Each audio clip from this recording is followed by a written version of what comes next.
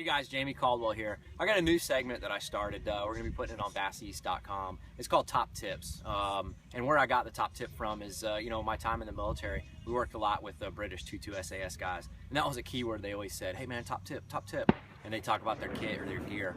And so I kind of wanted to use that and bring it into the fishing world. So you'll see some different videos, and they're just little short videos, and they're going to be little top tips, little things that I do or other anglers do, or maybe guys gave me the top tip. And what I want you guys to do is, if you have a top tip, send it in to me and let me know, and we can air it on here and explain it and let people know, what that top tip is. So this first one, what I talk to you guys about real quick is the iPad.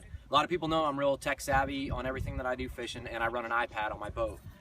First off, here's my iPad. It's just one of the latest generations iPad, but what I use is a life-proof nude case. And the reason is the nude case allows you to have your own screen right here. So when you're doing your touch screen or things may be wet or you got gloves on, it's a lot cleaner than having a screen protector on there. It's a little bit more vulnerable, you just got to take care of it a little bit better. But the life-proof nude case is going to be waterproof, so you can have it out here on the boat when it's raining. I've had it in downpours, I've had no issues. The other thing that I use is, this is how I mount it to the boat. So I use an iPad or a ram mount. This is the long arm, and what I recommend is at minimum of a 1.5 inch ball. If you go on Ram's website and use their wizard, they recommend for this type of a mount a 1 inch ball. I've done it, it doesn't work. All right, so top tip, 1.5 inch or larger. This is a 1.5 inch, and I did the long arm. As you can see, it's just because of the location of where it's at and how far back I mounted it. But you're gonna have to drill, it's the best way to do it. Drill your 3-hole pattern. This is the 1.5 inch ball base, it's just a round base. And then I took and I have a metal plate back behind here, and in between that metal plate, as kind of a little buffer, is a little piece of rubber.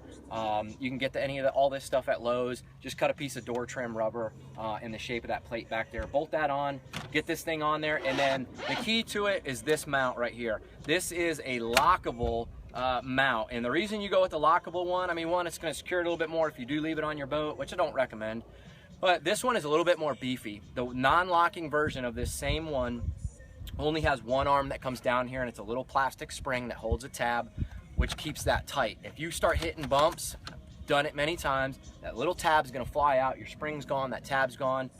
Lifetime warranty on these things, they'll send you a new one, but you're out of commission for a little while, it's a pain in the butt. So go with the lockable version, it's a little bit more, but it's gonna save you that heartache. All you gotta do is put this in there once you get it adjusted, and you can push it to lock it, where there's two little tabs down here, that locks it in there. It's not going anywhere, and you can actually put a key in there and lock that so it can't come out. When you wanna get it out, you turn the knob, and you're good.